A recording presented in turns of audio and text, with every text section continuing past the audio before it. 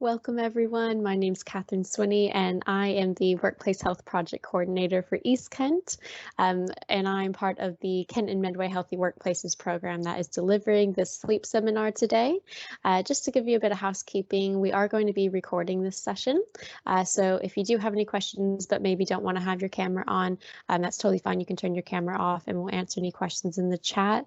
We'll also today we'll go through the webinar, the session around sleep, how to improve your sleep, and then we'll have about sort of 15 minutes to answer any sort of questions that you may have around sleep and signpost you to anything that we have. So we'll go ahead and get started in just a second as I start my screen sharing.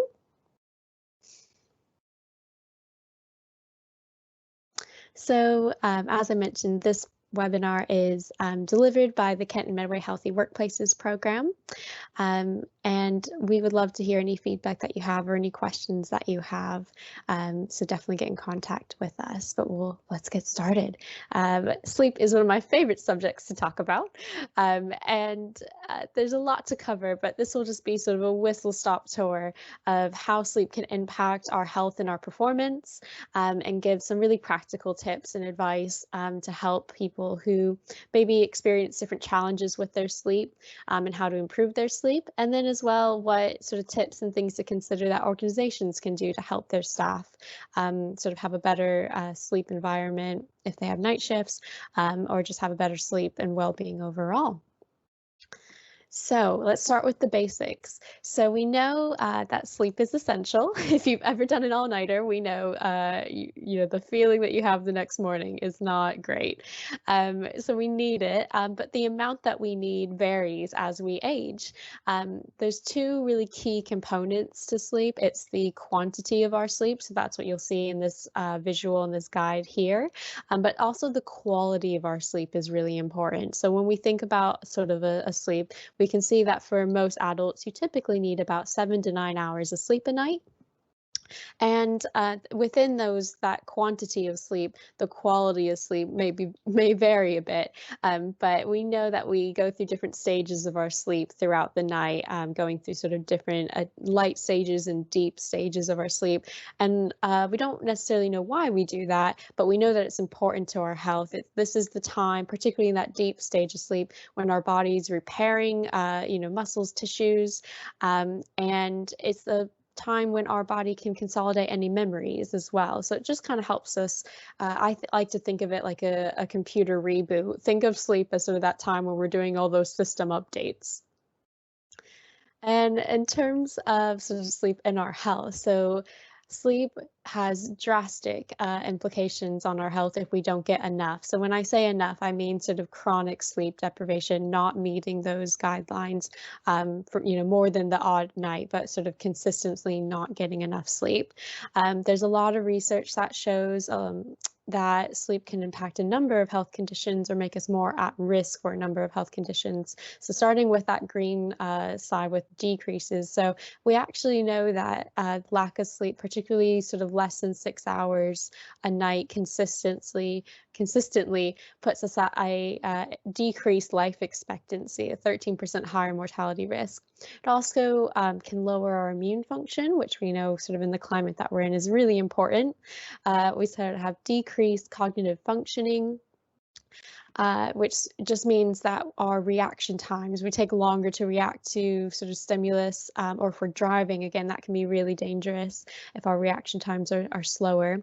And we also know that it can affect our sort of our fertility. So in women, it can decrease sort of the reproductive hormones, which make it more difficult to conceive. And there's lower testosterone levels have been reported in men with sleep apnea. So again, lots of things. And we see on the other side, the increases aren't necessarily good things. So we see that with less than 7 hours of sleep at night, where there's a 30% more likely to be obese in adults compared to those who get 9 hours of sleep. Less than 6 hours a night, there's a closer association with having certain mood disorders like anxiety or depression. At less than 5 hours of sleep a night, we're at an increased risk of type 2 diabetes, and as well, there's increased risk of sort of inflammatory markers, which can increase blood pressure and increase our risk of heart disease. So again, lots of things. We need sleep, but there's a lot of things as well that can play into our sleep. So sleep can affect our likelihood for certain health conditions, but conversely, certain health conditions can impact our sleep as well. So this is just a number of sort of health conditions. There's probably more for sure, but just ones to be aware of that can affect our sleep. Insomnia, that's listed there, that's just the world's most common sleep disorder. Insomnia is sort of clinically diagnosed when you're having sort of persistent symptoms of insomnia for 4 weeks or more. So if that does sound like something that speaks to you, then it's definitely important to have a chat with your GP, because there are sort of treatment out there that they can refer you to. But yeah, so just a number of conditions that can impact that. And we also know if you have any pets, if you have partners that snore, if your mattress is really old or pillows are very old, all those things that are external can really impact our sleep as well. The good news with those is that sometimes we can sort of, keep the pets outside or replace our mattress, turn it even. Things like that can really make a very quick impact on our sleep quality. In terms of sleep performance, so we know what I mentioned earlier, insomnia is the world's most common sleep disorder. We know in the UK, 1 in 3 people are affected by it. At 6 to 18 hours of being awake, that your reaction times start to become similar to as if you were on the legal drinking limit. So again, if we think of night shift workers who maybe have been up for 16 to 18 hours, even longer maybe, then by the time they finish their shift, they're at a really sort of this perfect storm for injuries or risk or car accidents. So it's really important to be aware of that and to not drive if you are feeling very sleepy. Similar to that, we know that night shift workers are at a 30% higher risk of injury than their day shift worker counterparts. And we know from sort of an organizational standpoint, 200,000 days in the UK are lost due to insufficient sleep. And that's sort of a predicted cost of 30 billion. So it's a big problem, but what can we do about it? Let's focus on the solutions. So whether you're someone who maybe struggles to fall asleep at night, or maybe you struggle to stay asleep at night, or maybe it's a combination of all of those things. There are 10 sort of key kind of general sleep tips that we'll cover today that can improve or maybe alleviate some of your problems when you sleep. The first one is having a routine. If you take anything away from this webinar today, it's knowing that our brains love routines. They love patterns. And the more that we can stick to them, the more our brain can really sort of say, oh, yep, this is my wind down time. I'm going to start falling asleep. And you might find that'll be easier to fall asleep. So it's important that we don't impact that routine too much on our non-working days or on the weekends having a long lie-in. Typically, if you are on the weekends having a lie-in, you want to aim for no more than sort of 1 to 2 hours more than what you would normally do on a working day. Exercise as well. So we know that sleep can impact our sort of healthy lifestyle behaviors, but also healthy lifestyle behaviors can impact the quality of our sleep, exercise being one of them. And we know that moderate exercise was found in a 2014 study to be one of the most effective non-drug treatments available for disturbed sleep. So there's lots of implications. The main gist of it is that, one, exercise makes us tired. So that can help us feel more fatigued by the time we go to bed. But there's a lot of other physiological functions, but the gist of it is it can really help our sleep. And but the caveat to that is we want to make sure to avoid any vigorous exercise sort of 3 hours before bedtime, because again, if we're doing really vigorous exercise, it can increase our heart rate and might keep us sort of feeling still alert and awake if we're trying to go to sleep soon after. In terms of having a better environment, it can feel a little bit personal, but typically the guidance recommends we want sort of a cool, dark, quiet space. So that can range between sort of 18 to 24 degrees Celsius. Also sort of the bed linen and the materials, if you get really hot at night, making sure you have layers like cotton and things that can help cool you down as well. Having, avoiding any sort of natural light where possible. That's going to be really important if you're a shift worker. And having a quiet space, or if you need like a white noise machine as well. Also, checking the age of our mattress and our pillows is important. I personally just we're looking to replace our pillows because I took some from a different room, and that night I just drastically had a much better sleep quality that night because my neck wasn't aching, I wasn't tossing and turning. So if you had to have a mattress or your pillows for a long period of time, might be best to either rotate your mattress, flip it, or get a new one, or same thing with pillows as well.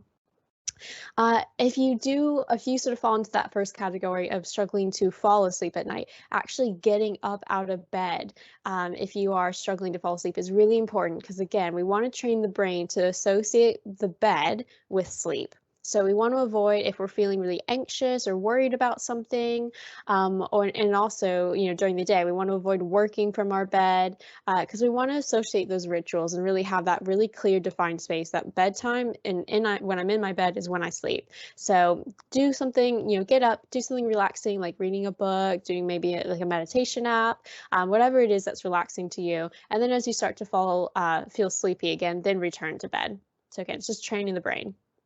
Caffeine is huge. We all probably drink some caffeine at some point in the day, but caffeine can take a long time to actually be processed and get out of our system.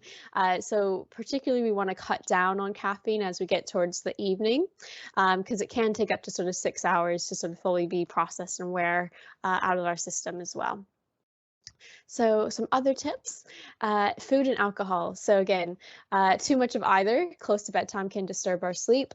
So when it comes to food, we know that there isn't a particular sort of food that will help us fall asleep, but more so that there are certain foods that might make it harder. It takes longer to digest, so we can struggle to fall asleep as a result of that. And those can be foods that are quite spicy, foods that are sort of fatty or fried, particularly just really heavy meals. They can take longer to digest. So that's something to be aware of. And alcohol is really big as well to try to cut down, especially around bedtime. So if you've ever sort of heard of the phrase of, have a glass to help fall asleep.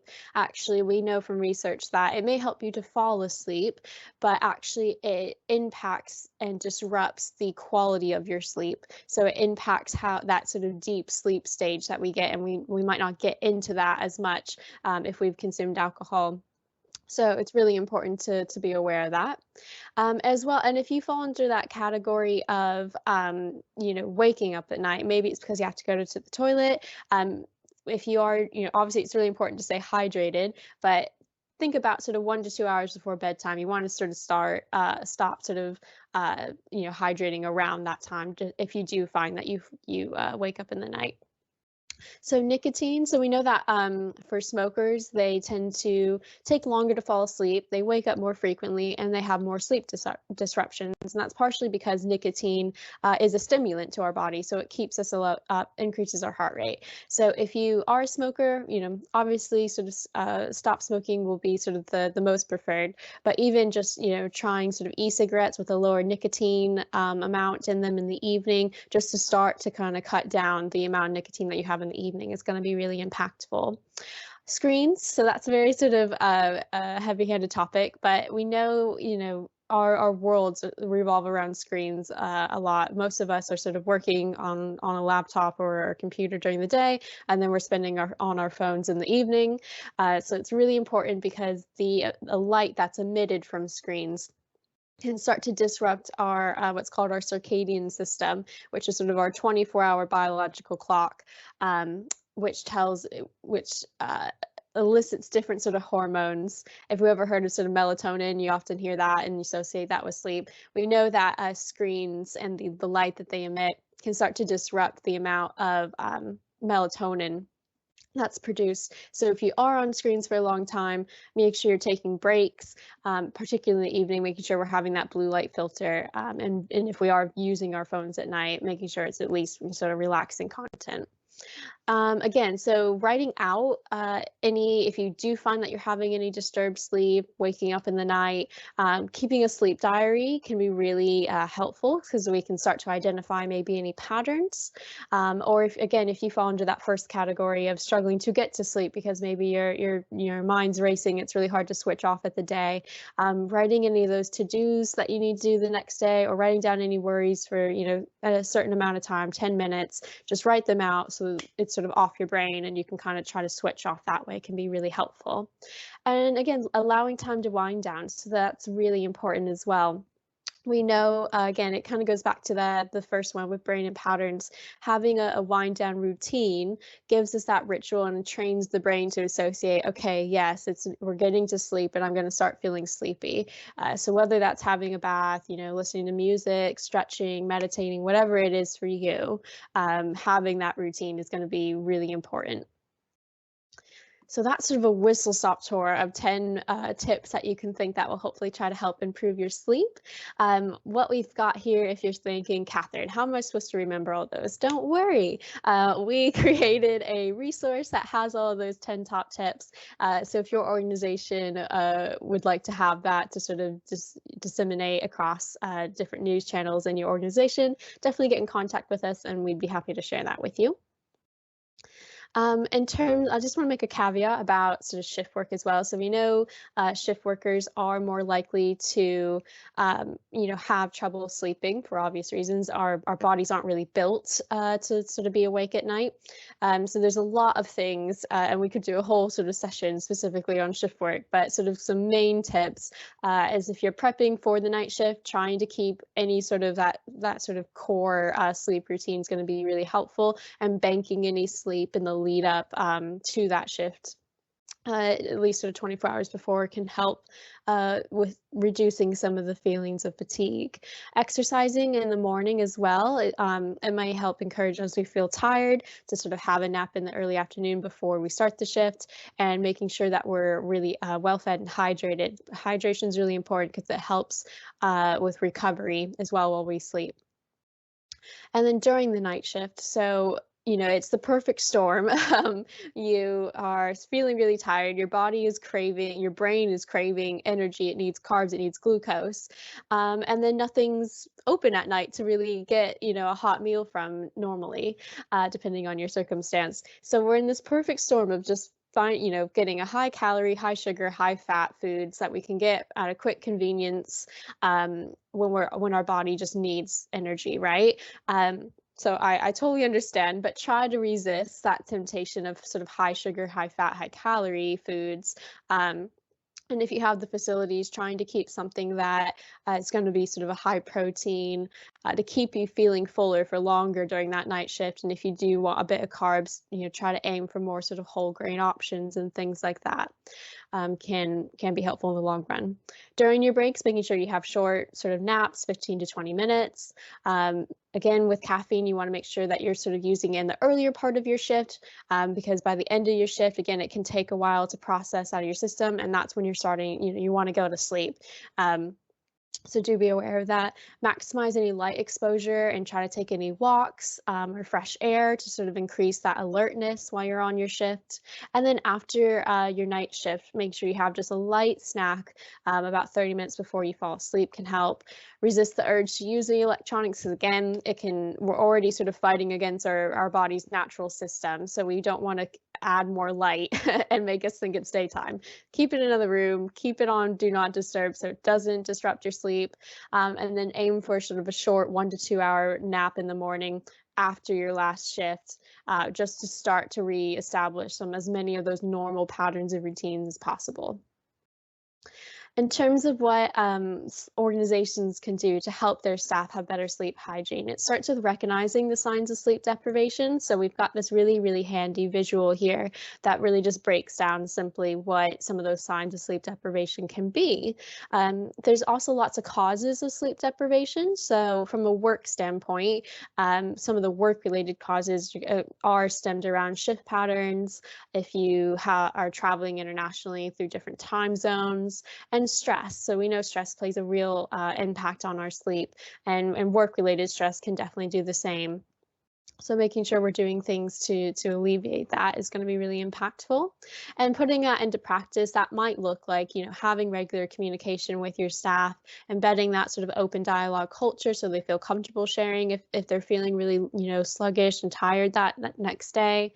And empowering and equipping line managers and staff with any of these sort of master classes like what we're doing today, so they can recognize themselves when they might be having signs of sleep deprivation, or if it's insomnia even, and how to have those conversations from a line manager point of view to support your staff. Putting any of the sort of sleep awareness information on your internet pages, like the 10 top tips that we have, or focusing on World Sleep Day awareness campaigns, are all sort of ways that we can kind of put sleep into a little bit more of our focus in the workplace. Also, as well, from a cultural standpoint, it looks at sort of really discouraging that always on culture, whether it's always checking emails at night. I'm guilty of this myself. I used to have my personal phone linked up to my email address. And so I would check my work emails right before I went to bed. Great way to fall asleep is to already be concerned about the next day. I do not recommend. So it's discouraging that, encouraging like email signatures that say I'm working flexibly, but I don't expect a response in the evening. And, looking at sort of the culture, is it sort of boasting about the lack of sleep you're getting, and things like that really start to sort of review how you kind of talk about sleep in the workplace. So I like to think as well within organizations, when we think of workplace health, we typically think of a lunch and learn, and there's a time and a place for that. But there's lots of things that are felt by staff. So looking at sort of more culturally and from a policy standpoint, what things we can do, then looking at maybe the lunch and learns and whatnot, and then maybe focusing any sort of targeted interventions. So when we think of prevention, we think of cultural things we can do to sort of shift that culture in the workplace. Again, so it's equipping and empowering line managers so they know how to sort of identify signs of sleep deprivation and, maybe the risk that there might be in the workplace for any injuries, and how to sort of address that fatigue with that staff person in a very sensitive and personal manner. Encouraging any self-care and avoiding that, that lack of sleep culture or that always on culture.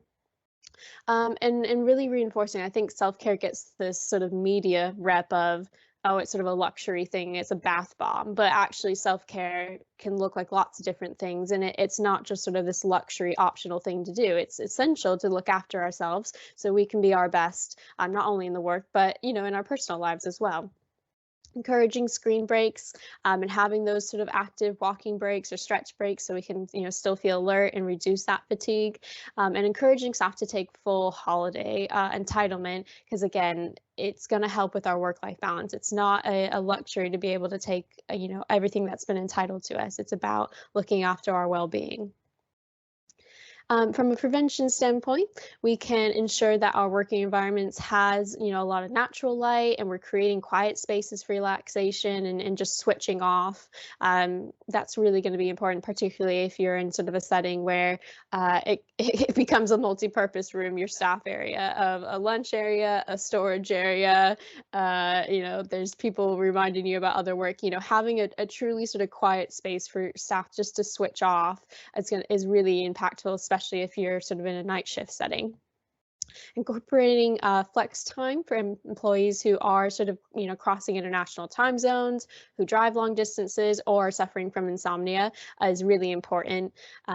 Especially, given lockdown, we know that there are sort of lots of circumstances that have impacted maybe a lot of people's sleep. So just having that flexibility, whether it's sort of, reviewing how they spend their hours in the week, whether that's a later start, potentially, it's going to be different for different workplaces, but having a conversation about what solutions are there is always really helpful.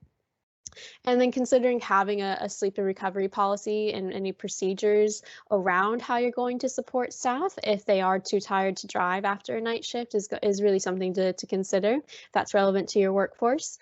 And there are health and safety guidance around sort of what best recommended shift design patterns are. There isn't sort of a one size fits all, because there's lots of different needs and circumstances for why we have shifts, but they do have some really great guidance for that. In terms of early intervention, so things like what we're doing today are always helpful. Having, any sort of signposting to NHS Choices website or Sleep Council.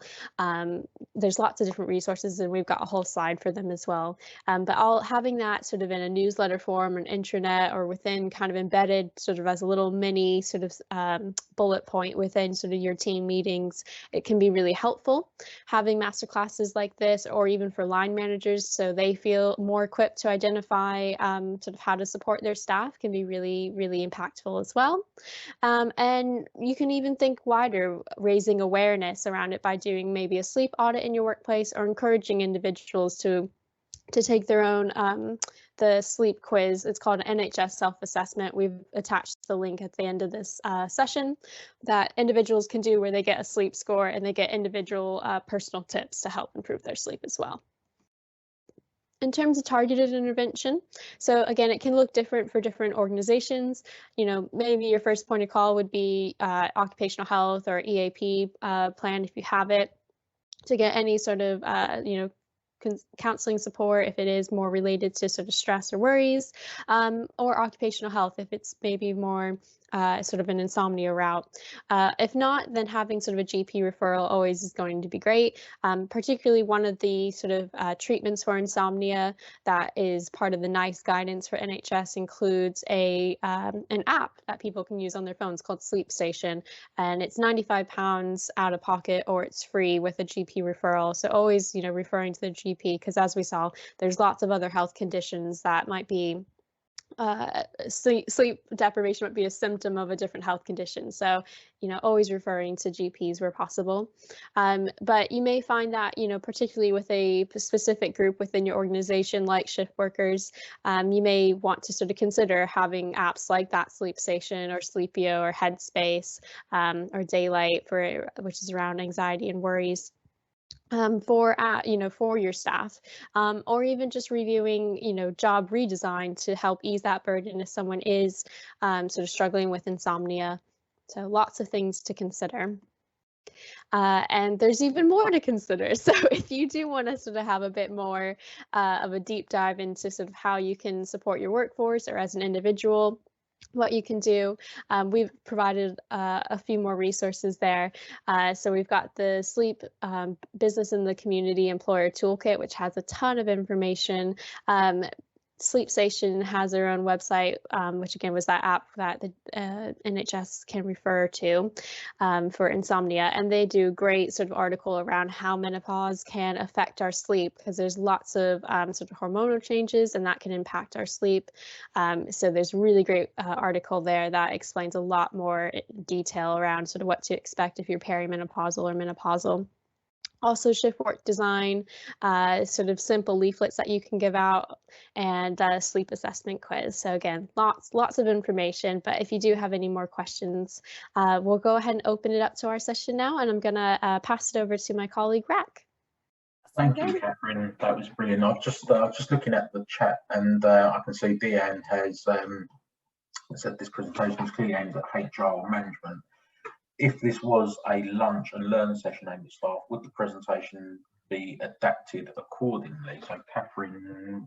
I can probably answer that one. So yes, Deanne. So we have a sort of staff version of this, which talks more about what they can do as individuals, some of the risk factors, and talks a bit more about the health and well-being side of sort of the links with mental health, and sort of it's more interactive as well. So there's a bit of a quiz to get people thinking about their behaviours and how it might be impacting their sleep. So yes, it's quite different to this session, and it's usually delivered as sort of a lunch and learn or in a team meeting. So if that's something that you'd be interested in for your colleagues, obviously do let us know and we can have a look at that for you.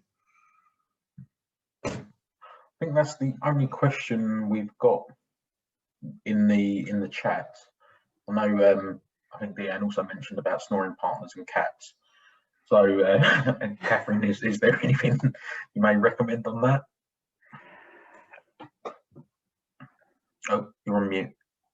Okay, there we go. Yes, so in terms of snoring partners, I can relate. So there are some over-the-counter things that you can do. Snoring is very common. Normally it isn't harmful, I'll say that, but if you find that your partner has been snoring for a number of years, it's got progressively worse, it's got progressively louder, then it might be worth having a conversation with your GP, just because it could be a sign of other things. So that's just kind of the first little caveat. The second thing I'll say is in terms of sort of those over-the-counter kind of solutions, yeah, sometimes it can be, depending on what's causing the snoring, because there are lots of different things that can cause it. Sometimes adjusting sort of, like your pillow and how sort of, how like high up you're sitting or sleeping, if that makes sense, that can help a bit. There's also nasal strips, but yeah, it can sort of depend. If it's something that is really loud or gasping, then it's something that wouldn't fall into the normal and should be sort of seeked out for actual treatment through your GP. But I hope that kind of covers sort of the range of how snoring can be impacted and what things you can do. Yeah, thanks, Kathryn. Deanne's mentioned about a pillow as well, and Elaine has also mentioned about essential oils such as lavender and I don't know if I can say that, vetiver. So if you have anything else to mention on any of them? Yeah, so I wouldn't be able to say sort of how effective any of the essential oils are, but there is a lot of anecdotal research to suggest that when it comes to not necessarily to sleep, but to improving relaxation, which obviously can play into sleep, that lavender and essential oils can help with that. So whether it's the essential oils helping you create a space that feels more calming and relaxed to get you to fall asleep, that it could be that, but how effective it is at the actual sleep itself is kind of more up for debate. Thank you, Kathryn.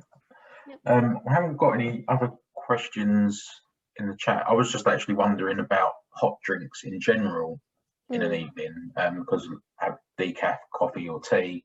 Yep.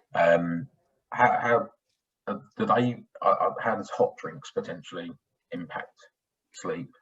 So to clarify, hot drinks that contain caffeine, is that the question? Like how? Or non-caffeinated, I don't know if caffeinated drinks do have a slight element, or just having warm drinks, because sometimes I remember being a child and having warm milk and that's me go to sleep, and I don't do that as an adult now. Maybe you can try. Is there anything else? Yeah, so in terms of hot drinks as a whole, I'll start with that, and then I'll start with hot drinks that are caffeinated. So in terms of hot drinks as a whole, if they don't contain caffeine, you're exactly right. Typically sort of a tea that doesn't have a lot of caffeine in it, or like hot milk has been recommended to just, again, whether it's to do with more the relaxation to help you fall asleep, that's kind of more where it stems from, rather than getting you to sleep itself, if that makes sense. When it comes to hot drinks that are caffeinated, so it's the caffeine itself that can impact your sleep, not necessarily the heat of the drink or how warm it is. There is an element to heat, for those that who run really high body temperatures, then obviously you may not want to, have a really, really warm hot cup of tea right before you go to bed, because our body needs to cool by 1 to 2 degrees than what it normally is at sort of daytime temperature. But in terms of caffeinated drinks, though, again, it's the caffeine that has almost essentially like a half-life, and it can take a really long time to sort of filter out of our system, and that processing becomes slower when we sleep, as well, as everything starts to sort of slow down and sleep. So if we are having any caffeinated hot drinks, we want to sort of aim more for the evening. I just saw the chat as well. So there was a question around, can weight be a contributing factor, or being overweight? Was that in relation to snoring or to problems with sleep as a whole? If it comes to snoring, yes, that is a risk factor, is being overweight, because it can there's different causes to snoring, and being overweight can impact some of those causes, but the short answer is yes, it can. So some of the general recommendations that you may receive from a GP, if it has been impacting you for a long time, or if it gets to the stage, a separate stage of sleep apnea, which is when you actually sort of stop breathing. It sounds really scary, but you stop breathing for microseconds at a time. Some of the recommendations are to lose weight to sort of less that impact. So yeah. I have a question, Kathryn. Yeah. Is there an optimal time that you should be going to sleep? Is there one that's recommended? Is there a certain time where you're more likely to get more beneficial sleep? And also, I'd really like to know, how many hours of deep sleep should you be getting a night?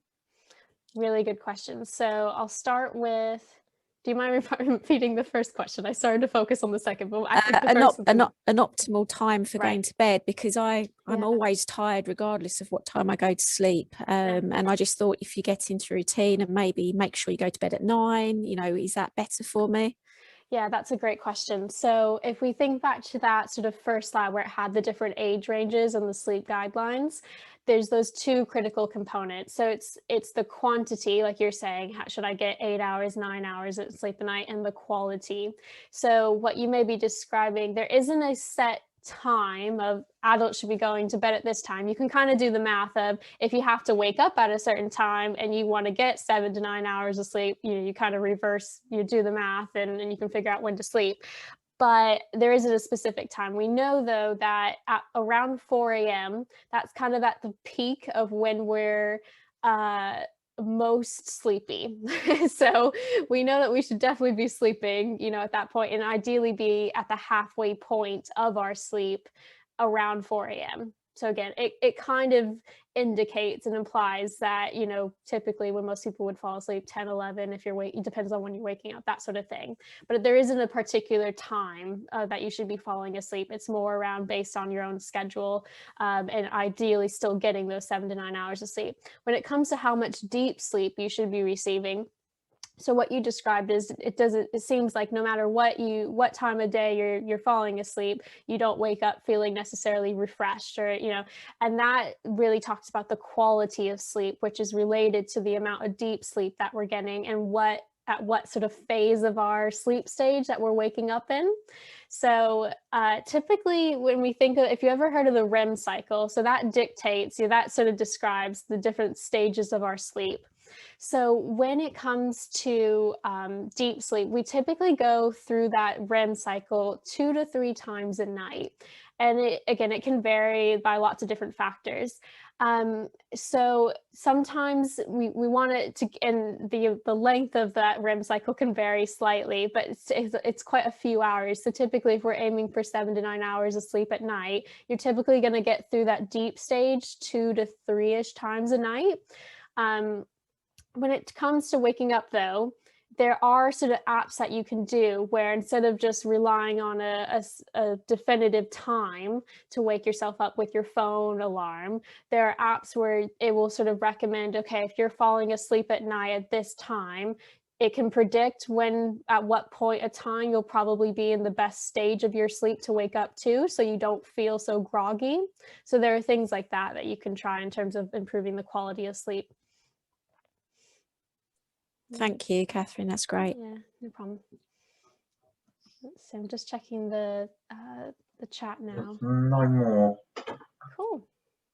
In the chat. I was just wondering about having naps and the impact that potentially, because I know certainly if you had a long day at work and you finish and you literally zonk out for, I don't know, 20 minutes, half hour after work or something like that, sitting on the sofa. Yeah. What sort of impacts does that have?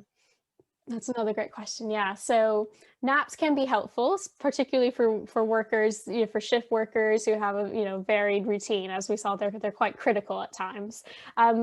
If you're sort of implying like a general population, someone who works a 9-to-5 job, who has sort of a normal kind of sleep pattern, it's typically recommended not to nap in the late afternoon, evening time, because at that point it can start to impact how you know, how tired you feel when it comes to your natural sort of sleeping time. But in general, there's guidance that I remember way back when, a few years ago, when I was doing sleep content and sleep presentations, it was 27 minutes was what was sort of, you know, a very exact time of how long naps should be. But typically, if you sort of say that kind of 15, no more than sort of 30 minutes is what you should aim for if you are taking a nap because you're feeling quite groggy.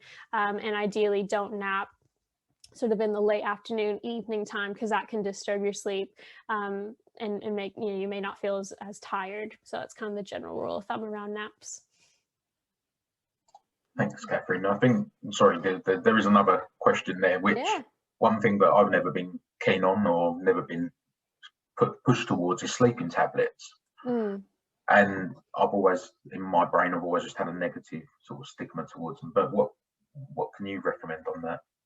Yeah, well, so again, you know, I'm not a GP, can't recommend any, you know, particular treatments. In general, though, when it comes to sleeping aids, it's typically recommended. Often you find people that take sleeping tablets or sleeping aids, they tend to take them for years, for long periods of time. And that just becomes sort of what becomes a short solution becomes a long-term, an attempt at a long-term fix. So the recommendations is actually to avoid relying on sleeping aids and to instead, yeah, because they can be addictive as well. And it can start to kind of, you know, really impact your like the body's natural reliance on them as well. So that being said, there are like for example, some that have depression and really struggle with their sleep, they may be prescribed an antidepressant that helps them with their sleep. So there's certain caveats to around medication and sleeping aids, but in general, it's best to avoid them, to focus on sort of the general healthy lifestyles that will help not only your sleep, but other aspects of your life, so that you're not having to rely on a tablet. Yeah. Kathryn, I have one more question, sorry. You said about certain drinks like milk and things can help you potentially get more ready for sleep. Is there any foods? I know that, is it, I don't know if I'm right here, but is it tryptophan? Is that the amino acid that is in food? Is that in turkey? Yeah. Is there any other foods that you would sort of say would be a good idea to eat before, not just before you go to bed? Obviously you said not to do that, but is there anything you could do to start getting your body ready? Yeah, again, that's another really great question. There's a lot of sort of media hype around tryptophan and turkeys, especially coming from America, where they say Thanksgiving Day, get ready to sleep because you've had so much turkey, that sort of thing. But in general, there actually isn't any guidance around like particular foods that will help you fall asleep. The recommendations and the guidance is more around what foods that we know can impact sleep, which again is sort of the heavy meals, the fatty foods, the fried foods, things like that. So they're actually, in terms of sort of recommendations around any particular foods to eat to help you fall asleep, there actually isn't any guidance on that. I think, again, our brain is so powerful at developing routines and patterns. So if you find that maybe you grew up sort of having a hot drinky, milk, and if you were to do that again, you might sort of start to retrain the brain to say, actually, this helps, this is part of my wind down routine, and that's going to help me fall asleep. But it might not inherently be a particular food, if that makes sense. But yeah, I mean, nutrition plays such an important role in sleep.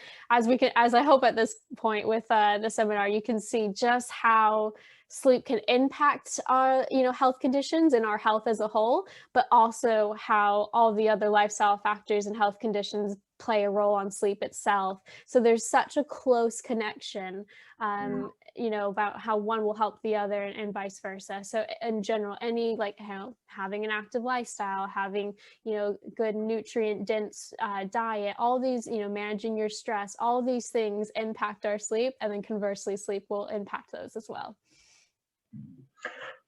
Kathryn, I'm just wondering, as you've sort of given advice on optimal times to go to sleep, and when working out when you should be waking up and planning it, what if you do get to the point where you are just constantly feeling tired, and at what point do you start to think this may be something other than just being tired, and yeah, any advice on that?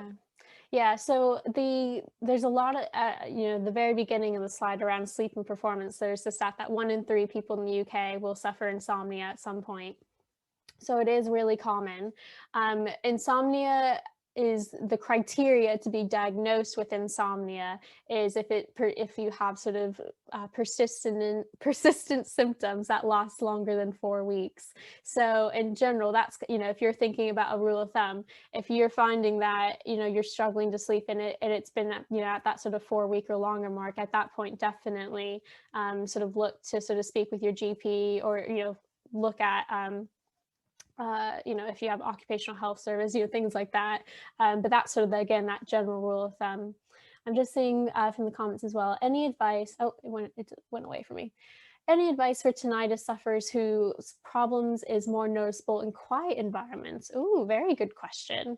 I personally am not sort of familiar with that in terms of being able to give any specific guidance. So let me just read that again. So any advice for tinnitus sufferers whose problems is more noticeable in quiet environments?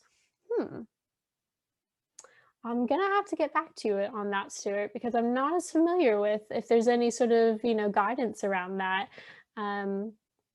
Yeah, I'll have to get back to you on that, but that's a really good question.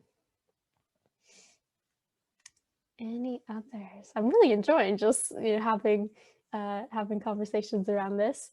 There's no more questions I can see Yeah. from the chat, Kathryn. Yeah. So maybe we're running quite near to the end of the session now, so perhaps if we'll officially wrap up, if that's okay, and if anyone does want to stay on a bit longer and continue talking about the topic, then that's absolutely fine. But thank you everyone for attending this afternoon. If you did have any additional questions or you'd like any further support around sleep or other wellbeing topics, please do get in touch with us. If you can complete our in the chat link, you'll find the form, the feedback form, so please do complete that. I've just put it there. Thank you. And then we'll be able to send you out the further resources, and if you come across any sort of issues in your workplace and you'd like further help, do get in touch with us and we'll happily have a further chat with you. But thank you for coming along this afternoon. Thanks everyone.